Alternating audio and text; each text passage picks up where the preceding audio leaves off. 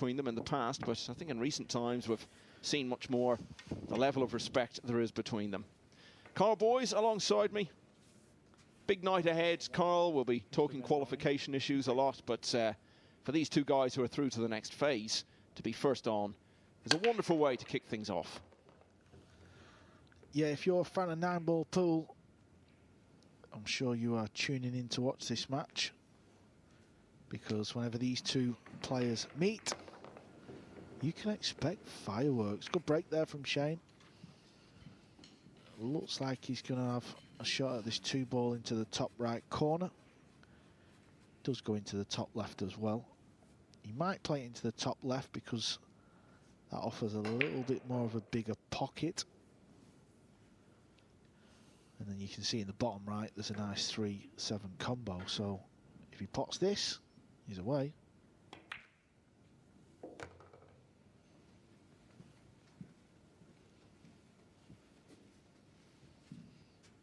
As we've said, their regular singles opponents in the Mosconi Cup. Shaw won 5-3 when they met in the 2021 edition. The previous year in Coventry, it was a 5-4 win for Shaw on the Wednesday night as Europe started to pull away. And then the clinching point at the end of that contest as Europe won back the cup, having lost it for the last 2 years, was delivered by Shaw, again beating Van Boening on that occasion 5-3.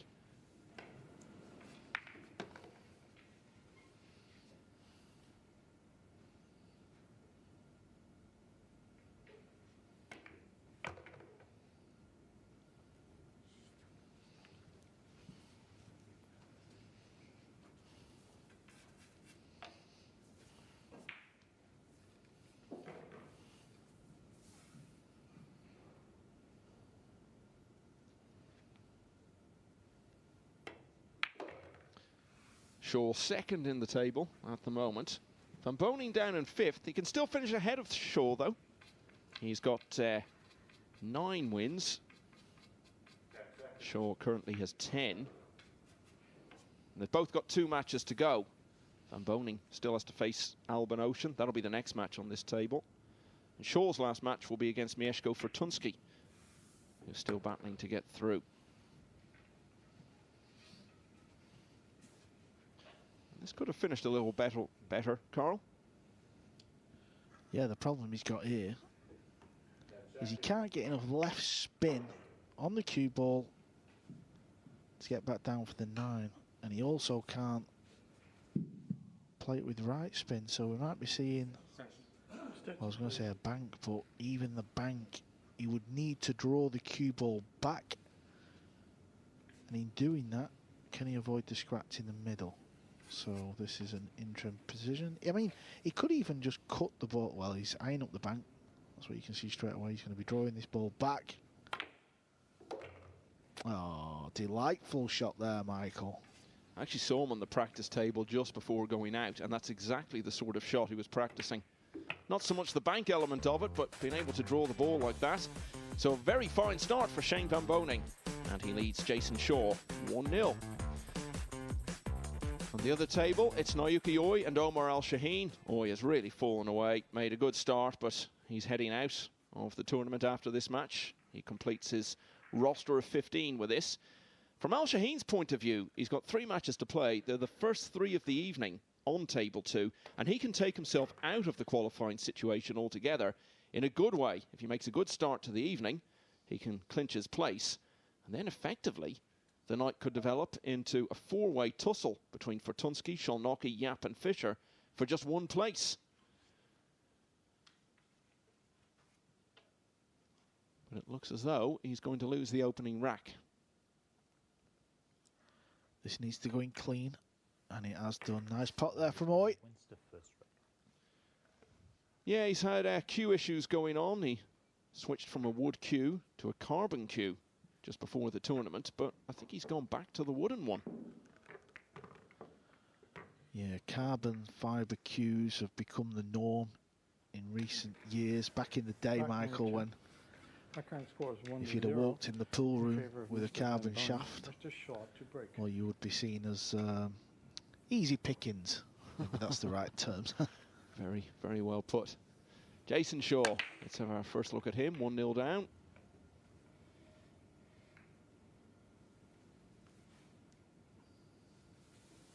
And that's okay.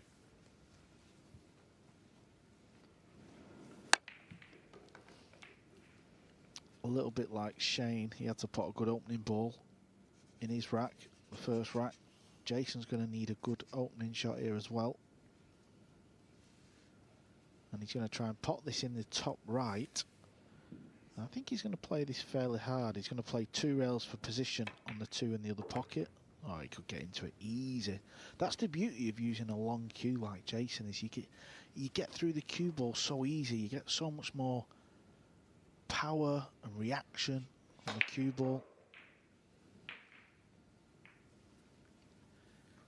But I guess the fact that everyone isn't using a cue of that length suggests, Carl, that if that's the plus side, there must be a downside to using one of that length as well. So what would that be? Well, to be honest, I think the majority of the players in the event are using a longer cue.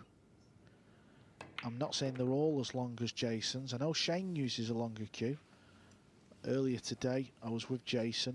I was doing a little bit of filming, and he had his cue out, and he was telling me it's 64 inches long. He said he's even practiced with a longer extension than that, but he feels it's a little bit too much, so he uses a 64-inch length cue. Shane's is very long. On the table number 2, Omar, if you look at the bottom of his cue, he uses a little extension. David Al-Qaedi does. Sanchez seems to be the norm. The great Earl Strickland started this trend. 64 inches, extremely long. You think of Kelly Fisher, I mean, she probably is only about 64 inches in height, so it is extremely long. But he's using it to good effect here. Looks like he's going to reply in kind with a break and run. Oh, and just as I say that, and you know, we saw that in the Moscone, didn't we? When he had a chance to clinch the winning point, he was looking good in his match against Skylar Woodward, and then he had a miscue, and that whole contest turned around, and it fell to Joshua Filler instead to deliver the winning point. Yeah, you don't see it often, but you do see it now and again.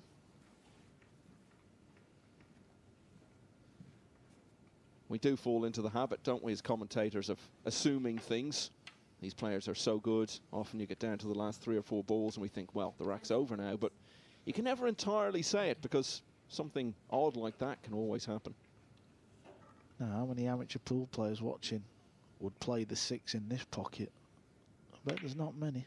I think any amateur players watching are just enjoying the fact that they've seen one of the best players in the world make a mistake like that. Makes them feel a bit better about their own games.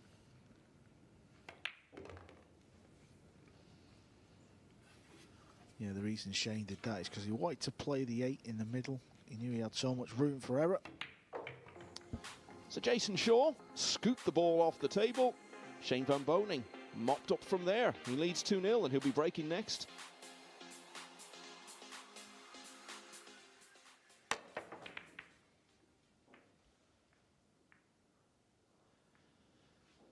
Now Yuki Oi 1-0 up against Omar Al-Shaheen. He's going out, as we say, but still prize money considerations. Every place you move up the table earns you a little bit more prize money. Of course, he just wants to leave with as many wins as he can after, well, a real slump over the last few days.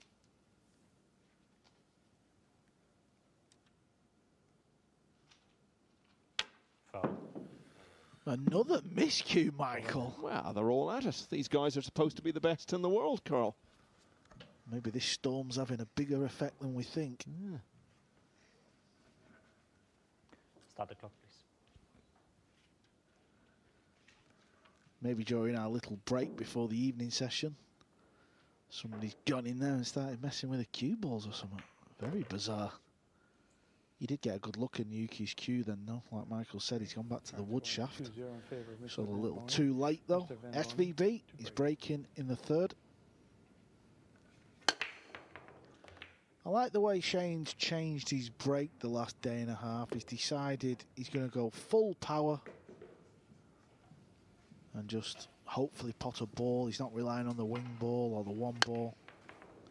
I think it's very pleasing on the eye when you see a pool player unleash the full power break. It's working well for him. I mean, so often he's potting numerous balls from the break.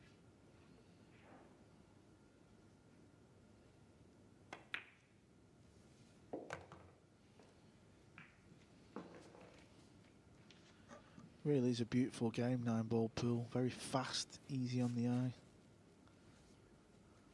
Well, every single shot moves the situation on in some way. There's always something happening. Extension, please. Yeah, well put, Michael. It's never really stalemate, is it? And there's a lot more elements to this game than a lot of people realise.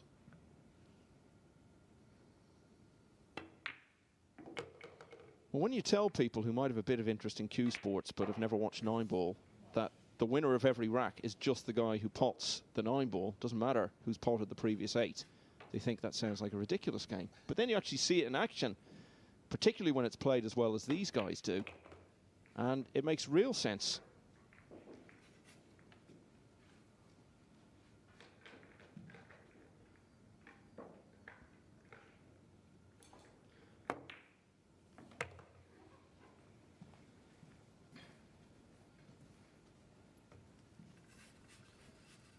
Things can change so quickly. It's probably only about 4 or 5 minutes since we were basically marking down 1-all.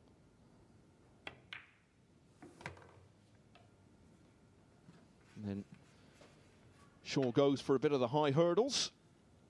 And suddenly, here we are with Shane van Boening racing into a 3-0 lead. We'll have more in a moment.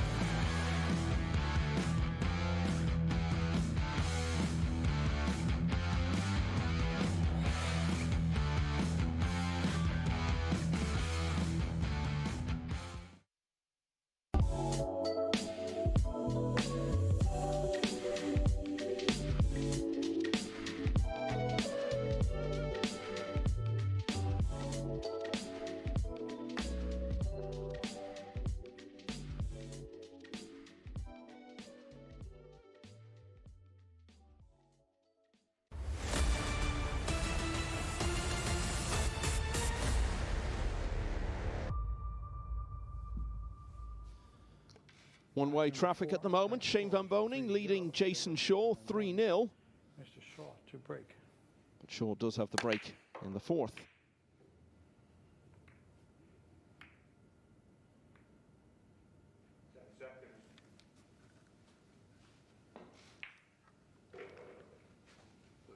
This is no good for Shaw. Mr.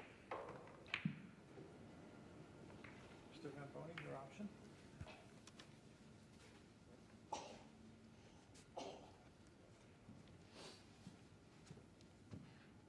John Lehman, the referee. Remember I was bemusing you earlier, Carl, talking about how John would make a very good King Lear because he does a bit of acting. I was talking to him there just before we came on. Apparently he played King Lear some years ago. And you're still looking at me like you've no idea what I'm on about. Just nodding away. Shane needs the cue ball to slow down, and that's a pretty tidy shot indeed. I'm sure there's a lot of USA Mosconi Cup fans watching thinking, Shane, why can't you just do this against Jayson at the Mosconi? I think he suffered under the weight of expectation, even a player of such experience, because he played so many matches at Alexandra Palace in December. The team were just so reliant on him, and he just kept on getting beaten. That was a nice kick shot, that. I know he relying on a little bit of luck at the end, but to kick one rail and hit below on the bottom side of the one, which was what Jayson was trying to do, just to create distance, that is where the skill was in that shot. Extension, please. Yuki Oi 2-1 up against Omar Al Shaheen on the other table. You would look at it and think Al Shaheen should at least get to 7, which we think should be enough to get through, because he's got 3 matches to come. But the other 2 are against Skylar Woodward and Alex Kazakis, both in pretty good form at the moment. So this is clearly his best chance to get that win. If he doesn't take it, the situation changes quite a bit.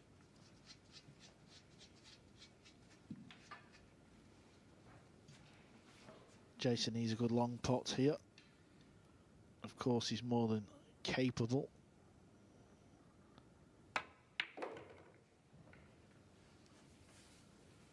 Look how much he's got into that cue ball. He's going to be hampered off the pink 4 now, so that's just going to change the dynamic.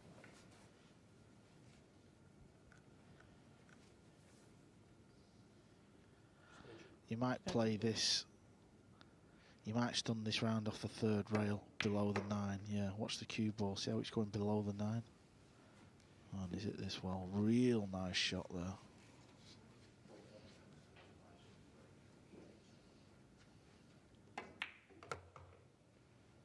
Given the history between them, the last thing Jayson Shaw would want would be to suffer the humiliation of a 5-0 defeat to Shane Van Boening. So he really needed this rack to avert the possibility of Van Boening breaking at 4-0.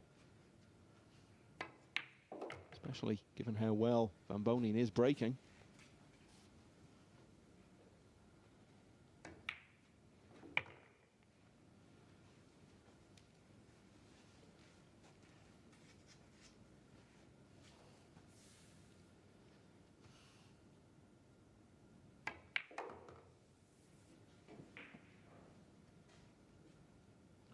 So with the exception of one moment of madness, let's call it, this has been exemplary stuff from both players so far. Shane Van Boening leads 3-1.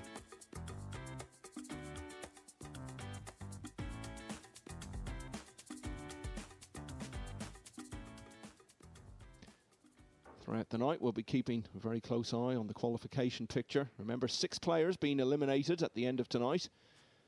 We already know who 3 of them are going to be. That includes Yuki Oi, but Omar Al Shaheen still very much in the shake-up for the last few places.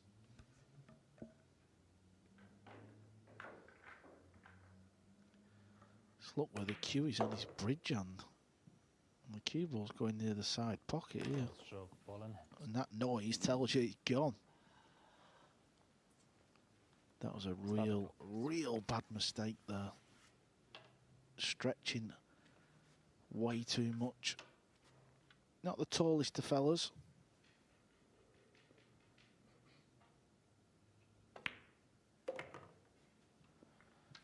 Yeah, and Yuki Oi, he's not only got a new shaft, it's a new butt of the cue as well. It's literally a completely different cue. Probably his old cue.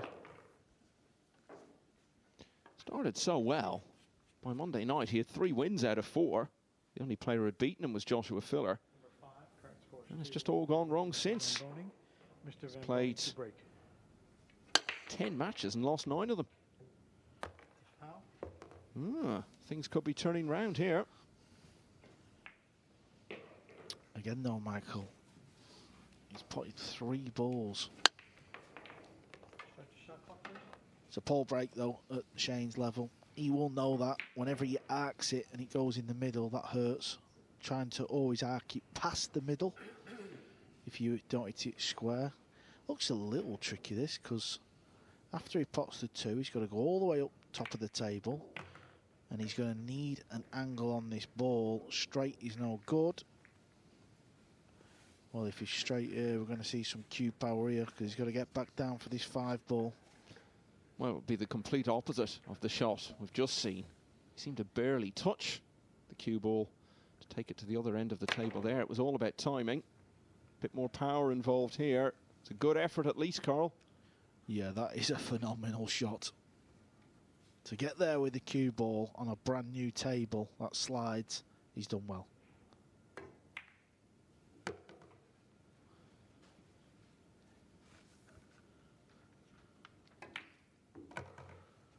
Well, most of the work was already done for him. Or, well, not most of it, but a lot of it, because, as you said, 3 balls were already down.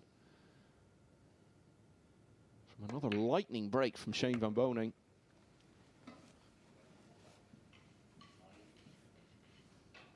Now, both players have played 13 matches. Jayson's just 1 point in front of Shane. So let's not forget about moving forward as the event goes a little deeper.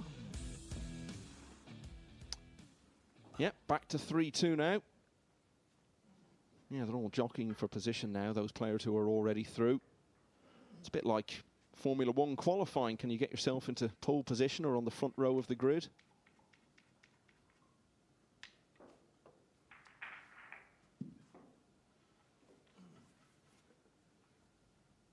Naoki Oi, on the other hand, is on the final lap of his Predator Premier League campaign. Can't do anything now about his own prospects of getting through to the second phase because he can't qualify at this stage, but he can certainly inflict a lot of damage on Omar El Shaheen. He's currently in 9th place, but by no means guaranteed to stay in the top 10. That was a clever shot there from Oi, just to move the 9 away.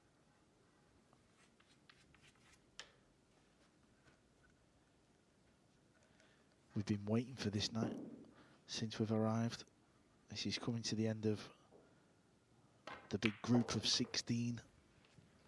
Well, it's been great stuff so far, but when you consider that on 3 of the last 4 days of the tournament, including this one, it's going to be decision time, because 6 players going tonight, there'll be 4 more going on Sunday night, and then on Monday, of course, well, there'll be elimination throughout the day. 2 players going in the league phase, and then 2 more in the semi-finals, and we'll have our champion by that night.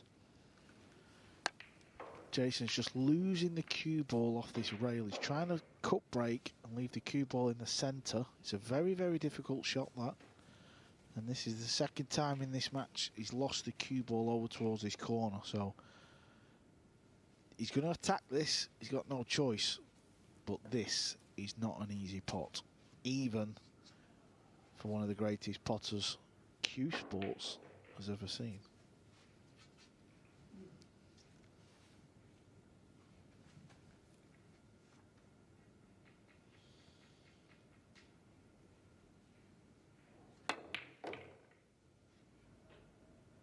Well, I'll tell you what, play that shot again and not hit any of them balls.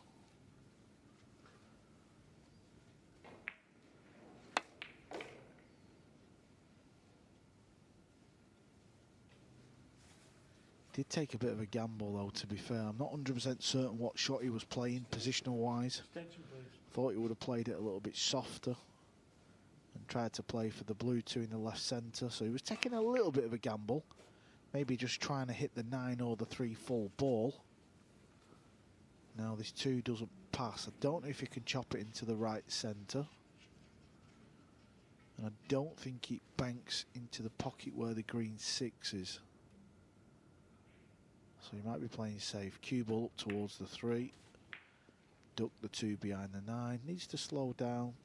And that is not a bad job.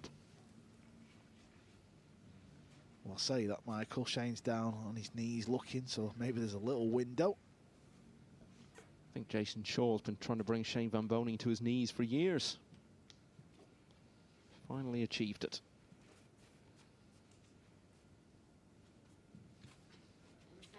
If Shane does kick this way, the way he's looking off the left rail, he'll try and go off the left rail and then he'll try and hit the bottom rail first. So he's going to go off 2 rails. The reason for that is he may pot it, but he's going to create distance if he hits it correctly. And of course Shane just goes off 1 rail and completely throws my theory out the window and gets very fortunate.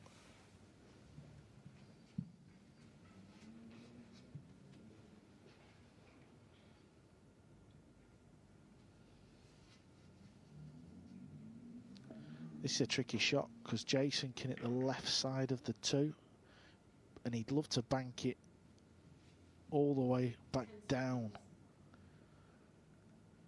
Is he swerving? He is swerving, he's trying to pot it. Oh, he needs a bit of help. He could do with the 2 ball stopping because the closer it gets to this pocket, the easier it's going to be for Shane. Turning into a big rack, this one now. Shane does go on to win this point. I'll just move him nicely up near the... I mean, he's obviously just 3 points off top spot Joshua Filler, but this will just close the gap. He has a game in hand on Josh. So this will just put him 2 points behind the number 1 spot and nicely poised moving forward.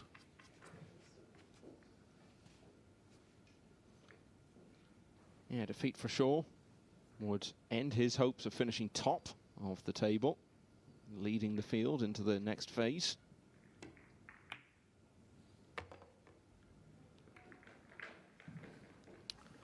Now then, does Shane play a real easy safety shot, cue ball behind the 7, or does he go full attack mode? Shane's very good at this shot, chopping the 4 all the way down the long rail in the bottom right pocket, usually attacks at these, and I believe he's going for this. He has smelt blood. There's not many pool players better than that type of shot in the world than SVB. There really isn't. So easy to hit that fat. What that means is hit that 4 ball into the rail before the pocket. And you would think that's just got Shane on the hill.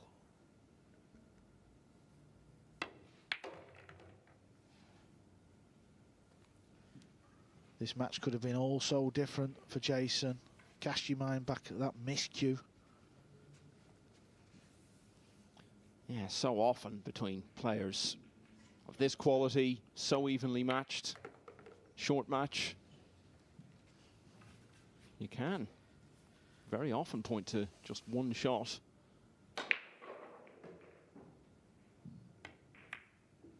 Maybe not quite as the decisive moment of the match, but certainly as the defining juncture. The good news for Shane Van Boening is that he's going to be breaking in the next rack, and he'll do so on the hill at 4-2.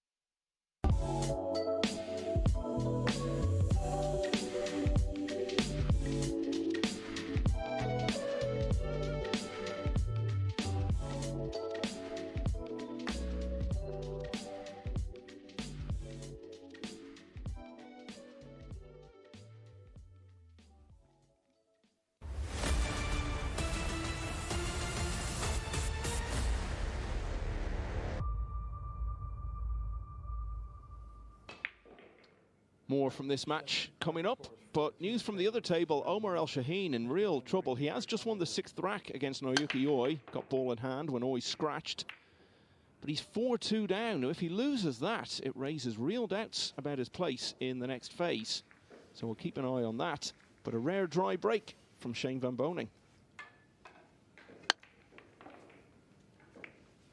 You could see the one ball clatter into both jaws. We've said it before, we've said it a million times. The middle pockets on this Rasson table are very, very keen. Jayson's played a loose one, he needs a little bit of help. I think that is very tight in the side, and I don't think the 5 ball, the purple 5, is close enough near the middle where Shane can play the one off the 5, so this is a nasty position, isn't it?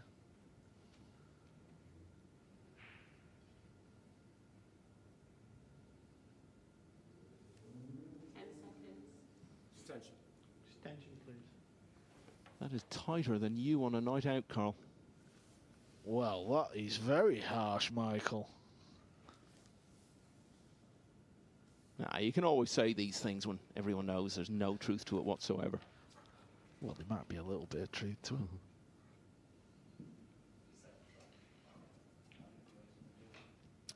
I don't know what he's attempting, to be honest. It's very difficult for us to see. Oh, he could play it off the 5. He had to play it really hard. If he'd have played it any softer, it wouldn't have kicked back a little bit. And look at where the balls have finished. Jayson's going to be fuming sat in his chair. That is so sweet, isn't it? 5 in as a little bonus. Lovely on the 2, simple onto the 3. And the next time Jayson gets out of that chair, might be to shake hands.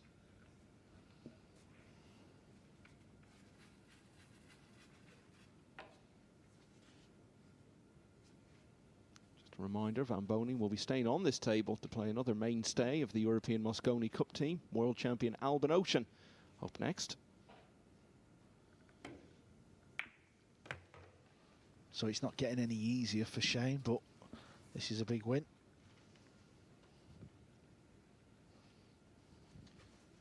Yeah, Ocean, of course, won his first 10 matches. We were talking about the possibility of him going through with a perfect 15. He's played 3 since then and lost them all.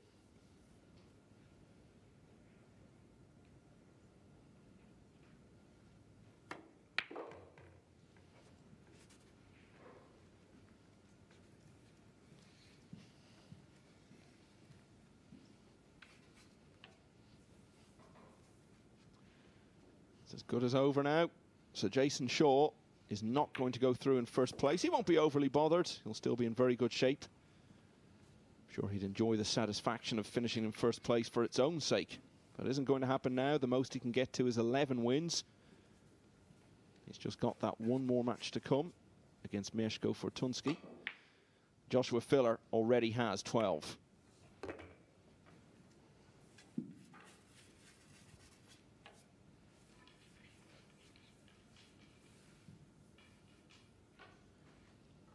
Strong performance from Shane this. He plays very well. He broke well.